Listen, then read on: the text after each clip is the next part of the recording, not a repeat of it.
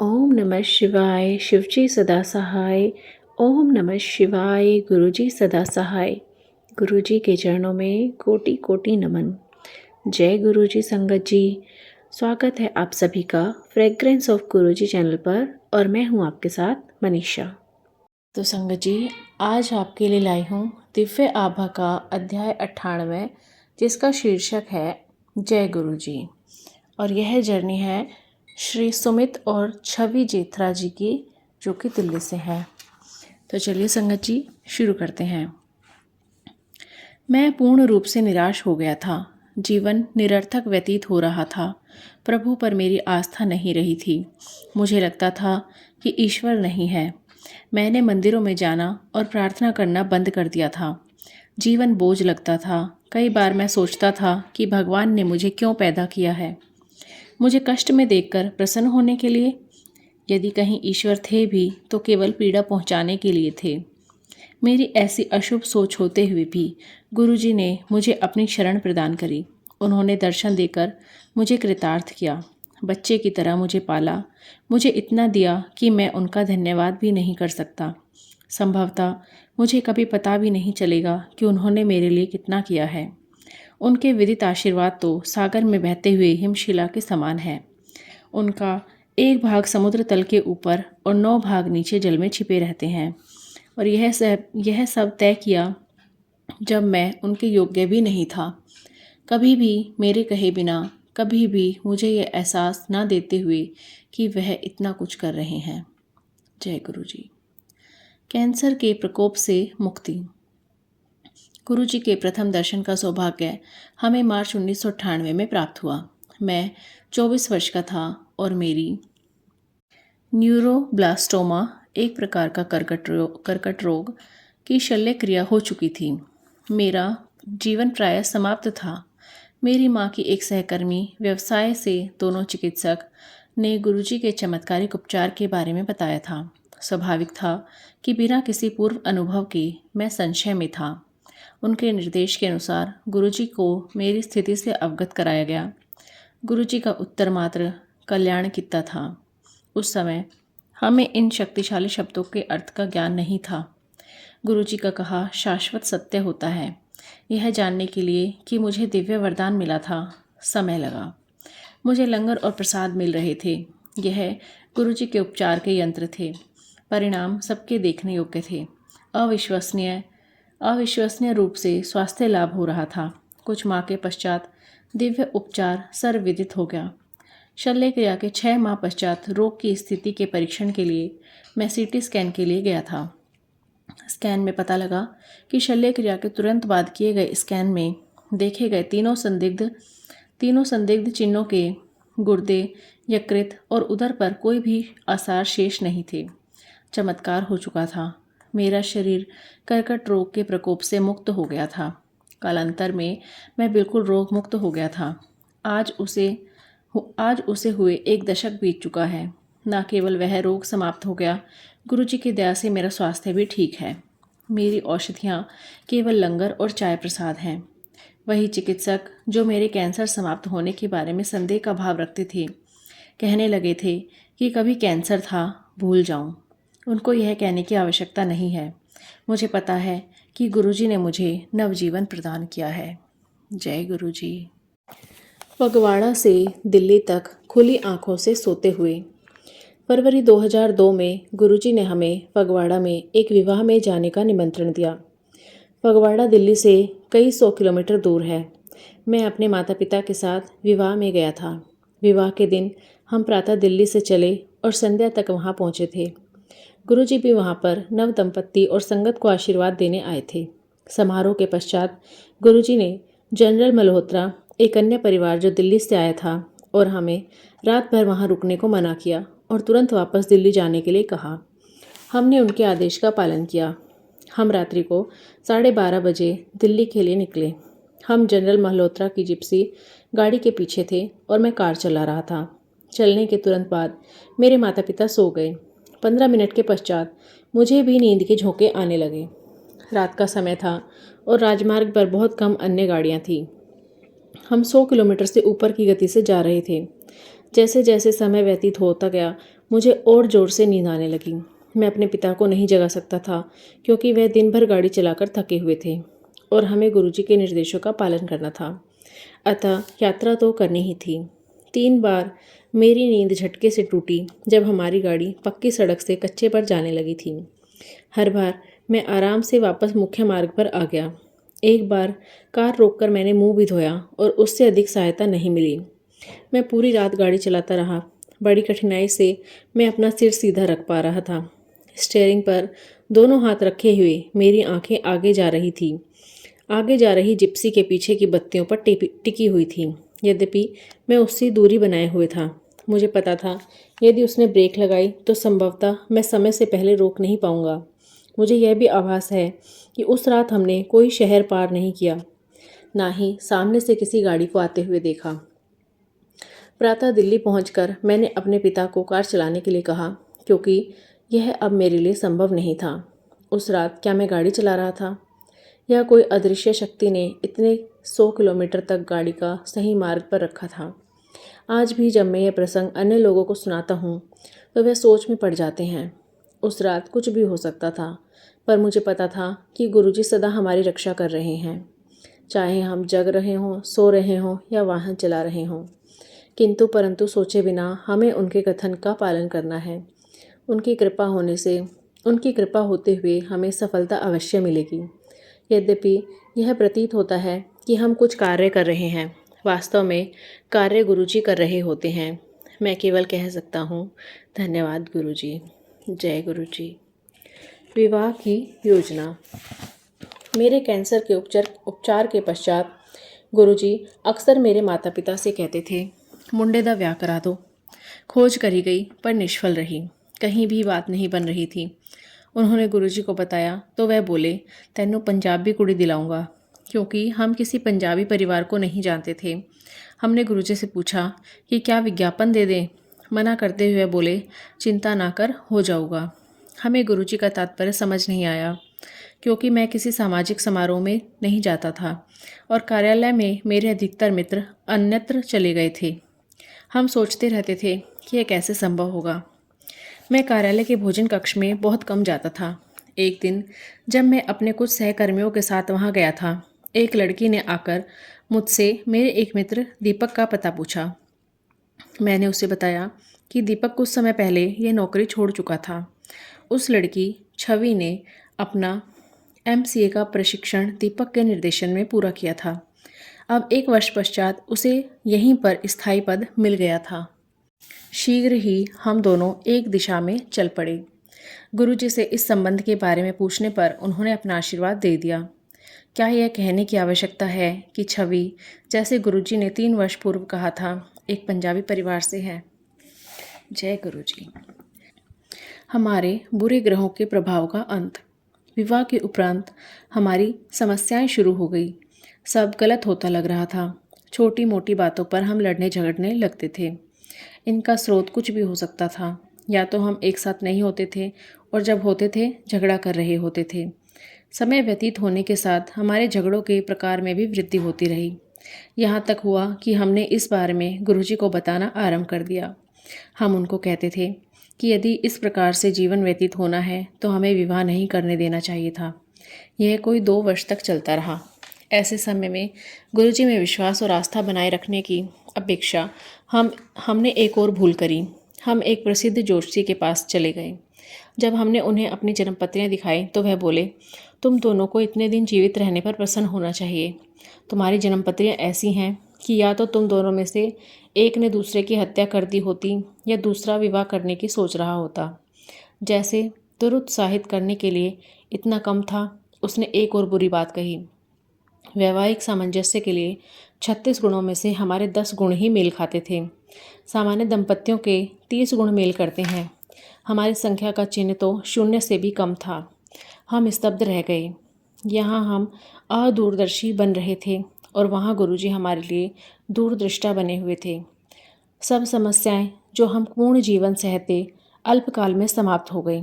इस अंतराल में गुरुजी ने अपनी शक्तियों से हमारे विवाह को बचा कर रखा। उसके पश्चात सब स्थितियां सुव्यवस्थित होने लगीं। समस्याएं जिस प्रकार से आई थी उसी प्रकार से ओझल हो गई। हमने अपने जीवन को व्यवस्थित करने के लिए कुछ भी नहीं किया था। गुरु कृपा से हमारी नियति पुनः लिख दी गई थी।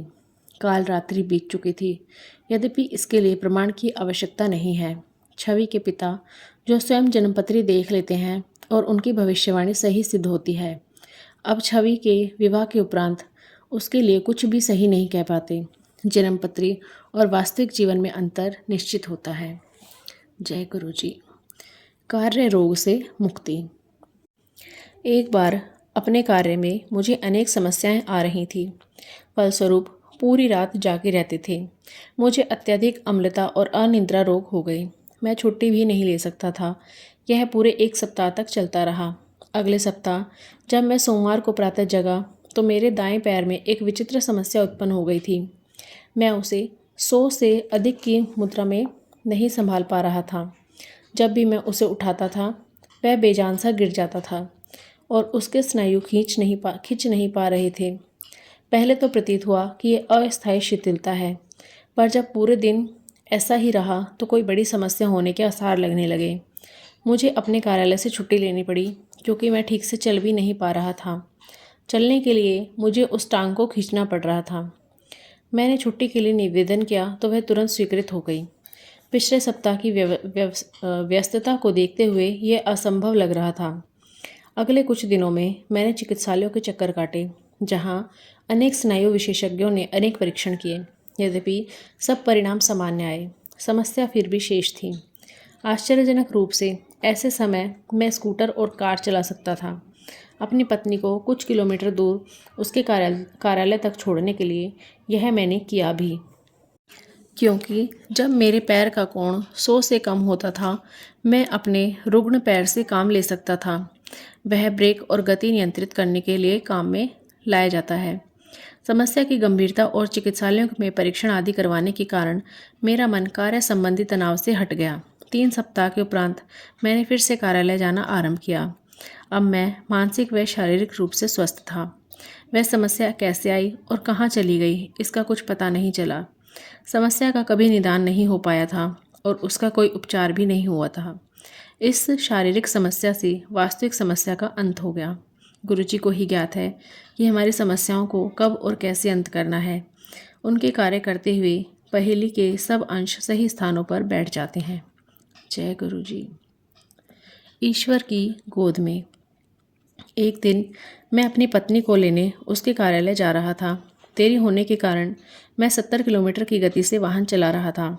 अकस्मात एक व्यस्त चौराहे पर मेरे स्कूटर के पहिए के नीचे कुछ आ गया। टक्कर इतनी जोर से हुई कि मैं स्कूटर से उछलकर सिर के बल भूमि पर आ गिरा। तीव्र गति के कारण मेरे कंधे और सिर पर पूरा वजन आया और मैं स्कूटर सहित काफ़ी दूर तक घिसटता चला गया। उठने की स्थिति में आने पर मैं टैक्सी लेकर घर वापस आ गया। केवल मेरे पैर पर कुछ खरोंचें आई थी और मेरे कंधे की हड्डी टूट गई थी। सिवाय इसके मैं ठीक था। इन चोटों को ठीक होने में मात्र 1 सप्ताह का समय लगा। गुरुजी की कृपा और सुरक्षा स्पष्टतः दृष्टिगोचर थी। यद्यपि दुर्घटना कार्यालय से लोगों के लौटने के समय एक अति व्यस्त चौराहे पर हुई थी। उस समय वहाँ पर कोई अन्य गाड़ी नहीं थी। जिस प्रकार से मैं भूमि पर गिरा था उससे सिर पर भयंकर चोटें आनी चाहिए थी या मेरी गर्दन टूटनी चाहिए थी, जिससे मौत हो सकती थी। किंतु मेरे मुंह पर एक खरोंच तक नहीं थी। जितनी दूर तक स्कूटर मेरे साथ घिसटता गया, उस बीच में तेज़ी से आती हुई कोई अन्य गाड़ी स्कूटर से टकराती या फिर सड़क पर बने हुए मार्ग विभाजक से मेरा सिर या शरीर टकराता, पर ऐसा कुछ नहीं हुआ। अंत में कंधे की टूटी हड्डी का 1 सप्ताह में ठीक हो जाना चमत्कारिक ही कहेंगे। जय गुरु जी। इस घटना के 1 सप्ताह के पश्चात ही हमें अपना घर बदलना पड़ा था। जब मेरे माता पिता बाहर थे, मेरी पत्नी और मुझे घर का पूरा भारी सामान हिलाना और उठाना था। मेरे कंधे ने उसका बोझ सरलता से उठा लिया। गुरुजी की सुरक्षा सबको अचंभित कर देती है। इससे पहले कि हमें विपत्ति का आभास हो, गुरुजी उससे सुरक्षा का प्रबंध कर देते हैं। या तो समस्या की गंभीरता कम हो जाती है अथवा उस समस्या का हमें कभी आभास ही नहीं होता। जय गुरु जी। असीमित सुरक्षा पुनः बचाओ। एक दिन मेरी पत्नी और मैं घर से कार्यालय के लिए निकले। हर बार की भांति मैं जल्दी में था और बहुत तेज़ी से गाड़ी चला रहा था। मार्ग सीधा होते हुए उस पर यातायात ना के बराबर था। अचानक मेरे स्कूटर अचानक मेरे आगे स्कूटर सवार ने किसी से बात करने के लिए अपना स्कूटर रोक दिया। उसको पता नहीं था कि उसके पीछे गाड़ी आ रही है। यद्यपि मैंने ब्रेक लगाया, कार फिसली और स्कूटर पर जा लगी। वह व्यक्ति स्कूटर से उछलकर हमारी कार के सामने वाले शीशे पर आ गिरा। किनारे पर लाकर उसे घास पर लिटाया गया। उसे कमर में बहुत चोट आई थी और वह ठीक से बैठ भी नहीं पा रहा था। बाह्य रूप से केवल उसके सिर पर एक छोटा घाव लगा था। हम उसे निकट के एक चिकित्सालय में ले गए, जहां उसके एक्सरे व अन्य परीक्षण किए गए। मैं गुरुजी से उसे स्वस्थ रखने की विनती कर रहा था, क्योंकि उसे गंभीर चोट आने पर जटिल परिणाम हो सकते थे। मेरी प्रार्थना का उत्तर परिणामों के साथ आया। चिकित्सकों ने कहा कि उसे कोई भी गंभीर चोट नहीं आई थी, परंतु इस दुर्घटना के सदमे से बाहर निकलने के लिए उसे कुछ विश्राम की आवश्यकता थी। उसी दिन उसे चिकित्सालय से छोड़ दिया गया। एक बार पुनः मुझे बचाने के लिए गुरुजी को हार्दिक धन्यवाद देते हुए मैं भी वहाँ से निकल गया। अब मेरी पत्नी छवि की नौकरी बदलने के अनुभव और हमारे बच्चों अर्जुन और गौरी के जन्म के संस्मरण उसी के शब्दों में। 48 घंटों में मुझे नौकरी मिली। मार्च 2005 में अपनी नौकरी से प्रसन्न नहीं थी। पिछले 2 वर्षों से मैं अन्य सरकारी नौकरी ढूंढ रही थी। बिना कारण देर तक कार्य, बुरा वातावरण और प्रशंसा का भाव वहाँ की परंपरा बन गए थे। एक बृहस्पतिवार को तंग आकर मैंने छुट्टी कर ली। मैंने गुरुजी से नई नौकरी के लिए विनती करी। अचानक शाम को मैंने इंटरनेट पर नौकरियां ढूंढने का मन बनाया और हम सुमित के कार्यालय चले गए। उसी समय मुझे गुरुजी के समीप होने का आभास हुआ। कार्यालय जाते हुए मार्ग में मेरी एक सहेली का फ़ोन आया कि नोएडा में उसके कार्यालय में कुछ रिक्त स्थान हैं। मैंने कार में लगे हुए गुरुजी के चित्र की ओर देखा तो ऐसा लगा मानो वह मुस्कुरा रहे हैं। सुमित के कार्यालय पहुंचकर मैंने अपना विवरण उसको भेज दिया। अगले दिन ही वहां से शनिवार को होने वाली लिखित परीक्षा और साक्षात्कार के लिए बुलावा आ गया।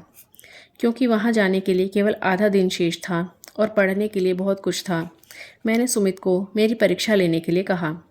सुमित ने 1 घंटे से कम समय में मेरी परीक्षा ली और 1000 प्रश्नों में से मात्र 10-15 प्रश्न पूछे। उसके बाद जब मैंने उससे पूछा कि क्या मैं उत्तीर्ण हो गई थी, उसने हाँ में उत्तर दिया। मुझे लगा जैसे यह उसकी वाणी ना होकर गुरुजी को ही जिन्होंने हाँ कहा। वहाँ पर लिखित परीक्षा में उत्तीर्ण परीक्षार्थी ही साक्षात्कार के लिए बुलाए जाने थे। लिखित परीक्षा के समय मेरे कंप्यूटर के स्क्रीन पर शिव का चित्र था। मैंने उसे गुरुजी का आशीर्वाद माना और सरलता से उसमें सफलता प्राप्त कर ली। साक्षात्कार में मेरे विषय से संबंधित प्रश्न पूछे जाने थे। आश्चर्य की बात थी कि मेरे से वही 10-15 प्रश्न पूछे गए जो सुमित ने पिछली रात पूछे थे, जबकि अन्य अभ्यर्थियों का साक्षात्कार 1-1 घंटे तक चला। मुझे 15 मिनट में नौकरी मिल गई। न केवल यह, मेरा वेतन भी दोगुना कर दिया गया। यहाँ का वातावरण भी अधिक आरामदायक था। इस अवधि में सुमित बाहर मेरी प्रतीक्षा कर रहे थे। मेरे आते ही उन्होंने पूछा, तुम्हें नियुक्ति पत्र अभी मिल गया है या सोमवार को देंगे? उसे अनसुना कर मैंने सुमित को पूरी बात बताई। नास्तिक के लिए यह भले ही संयोग की घटना हो, किंतु मुझे पता है कि गुरुजी की मेहर के कारण ही मुझे 48 घंटों में नई नौकरी मिल गई। न केवल मैं पिछली नौकरी की घुटन से निकल पाई, मुझे ऐसी नौकरी मिली जो हर दृष्टि से पिछली नौकरी से कहीं अधिक अच्छी थी। जय गुरुजी। जीवन में जुड़वें आशीर्वाद। विवाह के 2 वर्ष बीतने पर हमने परिवार को बढ़ाने की बात सोची। जब हमें सफलता नहीं मिली तो हमने चिकित्सकों की सहायता ली। पहला बुरा समाचार था कि कुछ समस्या अवश्य है। कई चिकित्सकों के दर्शन और उपचार, आयुर्वेद औषधि सेवन और अनेक परीक्षणों के पश्चात दुखद परिणाम सामने आए। मेरी समस्या के कारण मेरी गर्भधारण करने की संभावना 25% थी। मेरे पति के परिणाम और भी प्रतिकूल थे। परीक्षणों के अनुसार उनके वीर्य में शुक्राणु नहीं थे। हमें बताया गया कि न केवल सामान्य अथवा किसी भी कृत्रिम ढंग, भले ही सबसे अच्छी क्यों न हो, हमें संतान नहीं हो सकती है। सफलता की संभावना के अभाव में हम और उपचार बंद कर किसी शिशु का गोद लेने की बात करने लगे थे। परंतु सब कुछ अभी समाप्त नहीं हुआ था। गुरुजी ने हमें उपचार कराते रहने के लिए कहा। 2006 में नव वर्ष की पूर्व संध्या को गुरुजी ने मुझे कहा, जा तैनू दवाई दिती और हमने उसी दिन से उपचार आरंभ कर दिया। यह सरल नहीं था, किंतु गुरुजी ने हर कदम पर हमारी सहायता करी। शारीरिक या आर्थिक कष्ट हों, गुरुजी ने सदा अपनी दया हम पर बनाए रखी। 13 फरवरी मेरे जन्मदिवस के अवसर पर परीक्षण के परिणाम के रूप में शुभ समाचार आया। 26 फरवरी 2006 शिवरात्रि के दिन मुझे रक्तस्राव हो गया। सुमित ने गुरुजी का चित्र मेरे किनारे रखा, जिससे मुझे कुछ शांति मिली और मैं 1 घंटे के लिए सो गई। शाम को मेरे देवर हितेश ने बड़े मंदिर से फ़ोन कर कहा कि मेरा नाम आरती में है और हमें वहाँ पर समय पर पहुँचना आवश्यक है। यह सुनकर मेरी आंखों में आंसू आ गए। गुरुजी अपनी संगत के प्रत्येक भक्त का कितना ध्यान रखते हैं। यद्यपि मेरी चिकित्सिका ने पूर्ण विश्राम करने के लिए कहा था, यहाँ तक कि शौचालय तक जाने की भी मनाही थी और मैं पूरे दिन से वेदना में रही थी। इस एक फ़ोन से मेरे शरीर में अभूतपूर्व स्फूर्ति आ गई और हम तैयार होकर ठीक आरती शुरू होने से पूर्व बड़े मंदिर पहुंच गए। चिकित्सिका ने पूर्ण विश्राम की अवधि में अपने पास आने के लिए भी मना किया था, क्योंकि यह हानिकारक हो सकता था। हम कुछ दिन के पश्चात उनके पास गए। मेरा परीक्षण करने के बाद चिकित्सिका का रंग उड़ गया। उन्होंने कहा कि रक्तस्राव अति भयंकर हुआ था। गर्भनाल अलग हो गई थी, किंतु दोनों शिशु सही थे। यह गुरुजी का एक चमत्कार था। हमने उसे यह नहीं बताया कि उस दिन बड़ा मंदिर जाने और आने के लिए 80 किलोमीटर की यात्रा भी की थी। इस घटना के पश्चात मुझे अति तीव्र औषधियाँ दी गई, जिन्हें खाकर मेरा जी मिचलाता था। मैं ऐसी औषधि नहीं ले पाती थी और हर बार उसे खाते हुए गुरुजी से विनती करती थी। शीघ्र ही अधिक औषधियों के कारण मुझ में पीलिया रोग का निदान किया गया। चिकित्सकों को अब औषधियाँ बंद करनी पड़ी। गुरुजी, एक बार फिर आपका हार्दिक धन्यवाद। चिकित्सकों ने गणना कर 22 अक्टूबर की जन्मतिथि बताई थी, किंतु गुरुजी के कहे अनुसार उनके वह सुनहरे उपहार जुड़वां 21 सितंबर को ही पैदा हो गए। चिकित्सालय से निकलकर हम उन्हें गुरुजी के आशीर्वाद के लिए एम्पायर स्टेट ले गए।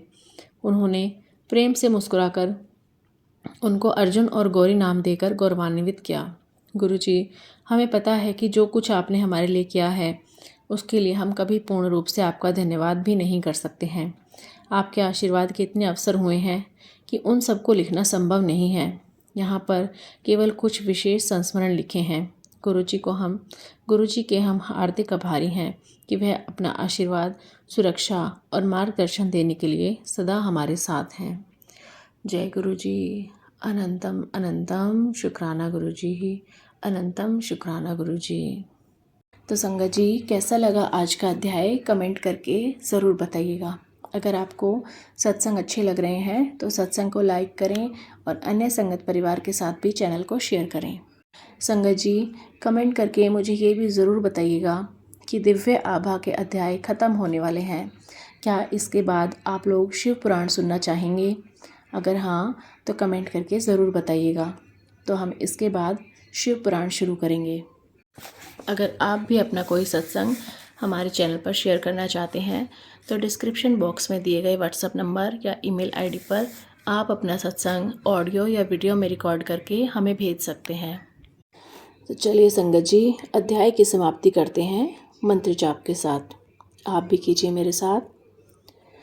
ओम नमः शिवाय, शिवजी सदा सहाय। ओम नमः शिवाय, गुरुजी सदा सहाय। ओम नमः शिवाय, शिवजी सदा सहाय। ओम नमः शिवाय, गुरुजी सदा सहाय। ओम नमः शिवाय, शिवजी सदा सहाय। ओम नमः शिवाय, गुरुजी सदा सहाय। गुरुजी की कृपा सभी पर बनी रहे, इसी आशा के साथ जल्दी ही मिलते हैं संगत जी। जय गुरुजी।